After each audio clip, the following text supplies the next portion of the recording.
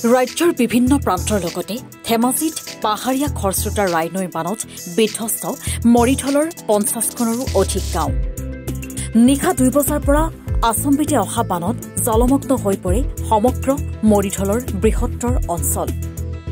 ৰাইনৈ বানত জলমগ্ন হৈছে ২ নং বালি গাঁও, হাঁচৰা, কৈবৰ্ত গাঁও, লক্ষীপথাৰ কছাৰী, সুবাহী, ২ নং বৰুৱা লালুং গাঁও, দক্ষিণ সুবাহী, মৰিধল মিৰি আদি ৫০খনৰো অধিক গাঁও এতিয়া বানৰ কবলত।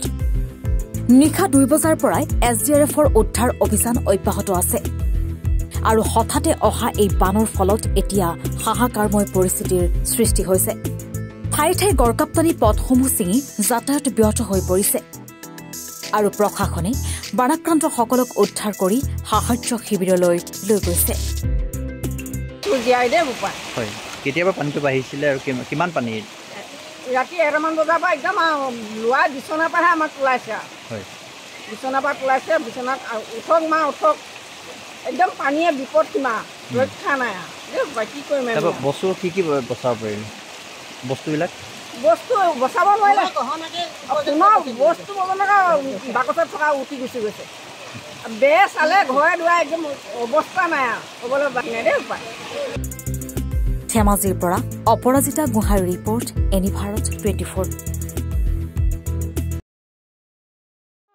ৰব, আপুনি যে এটা অপৰাধ কৰিবলৈ গৈ আছে, আপুনি জানেনে? এই নাবালিকা গৰাকীক এতিয়াই বিয়াত বহোৱাটো যে এটা অপৰাধ, আপুনি জানেনে?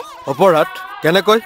মোৰ ছোৱালী, মোৰ কথা। তুমি যিয়েই নোকোৱা ভূঞা, ১৮ বছৰৰ তলৰ যিকোনো কন্যা সন্তানৰ বিয়া দিলেই আইনগতভাৱে এক দণ্ডনীয় অপৰাধ। বিয়া দিয়াজন যিমান দায়ী, বিয়া পতাজনো সমানে দায়ী। এতিয়া তাই পঢ়া শুনা কৰাৰ বয়স, খেলা ধূলা কৰাৰ বয়স। তাইক খেলিবলৈ দিয়ক, পঢ়িবলৈ দিয়ক, আৰু চাব এদিন আপুনি তাইক লৈ গৌৰৱ অনুভৱ কৰিব পাৰিব। এতিয়াই তাইক সংসাৰৰ বোজা দি তাইৰ ভৱিষ্যত জীৱনটো অন্ধকাৰ কৰাৰ অধিকাৰ তোমাৰ জানো আছে? মোৰ ভুল হৈ গ'ল মাজনী, মোক ক্ষমা কৰিবা। শিক্ষা ল'ৰা ছোৱালী উভয়ৰে প্ৰাপ্য আৰু অধিকাৰ। আপোনাৰ কন্যা সন্তানক তাইৰ এই প্ৰাপ্যৰ পৰা বঞ্চিত নকৰাব।